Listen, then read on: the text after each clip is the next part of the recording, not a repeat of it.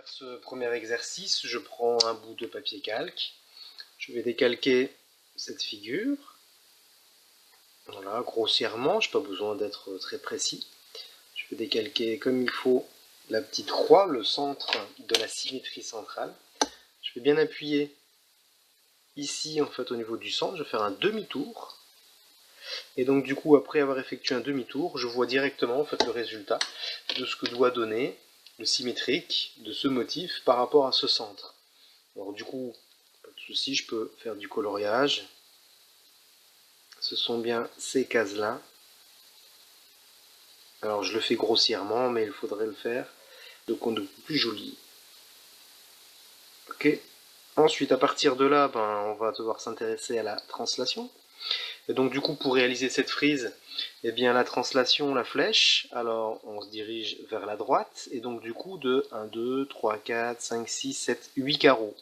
Donc ça veut dire que ce point-là est déplacé et glissé en fait de 8 carreaux. 1, 2, 3, 4, 5, 6, 7, 8. Et donc du coup, en fait, on arrive à cet endroit-là. Alors du coup, à partir de là, je vais pouvoir, donc je fais grossièrement, mais refaire exactement la même figure. Voilà.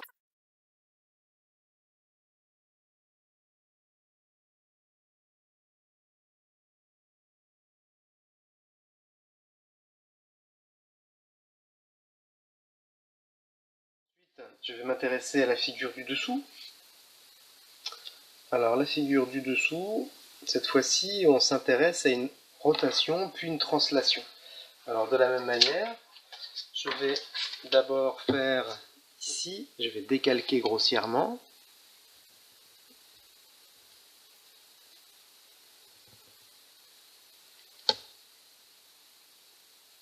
Cette figure, avec ici le centre de la rotation.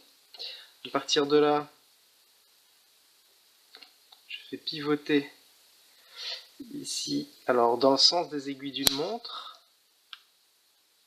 Voilà, comme ceci. Donc du coup, on est bien sur la figure qu'on doit obtenir, c'est celle-là. Alors je sais que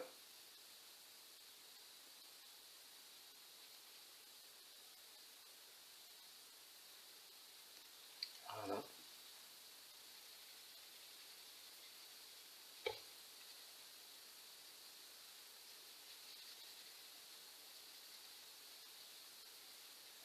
Jusque là, en fait, c'est bon.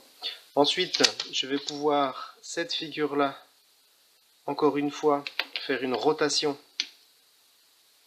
d'un angle de 90 degrés, comme ceci. Et donc à partir de là, je me retrouve avec une nouvelle figure, ici.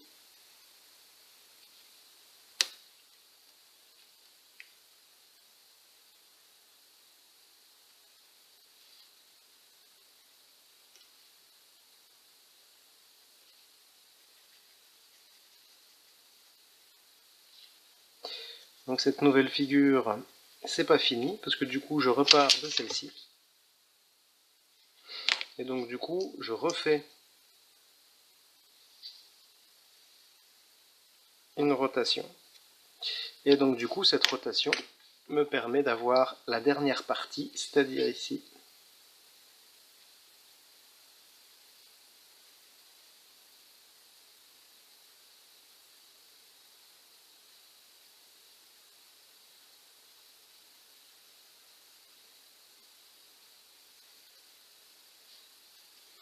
Ensuite, je vais m'occuper de la translation. Donc la translation, c'est 1, 2, 3, 4, 5, 6, 7, 8, 9, 10, 11, 12 carreaux.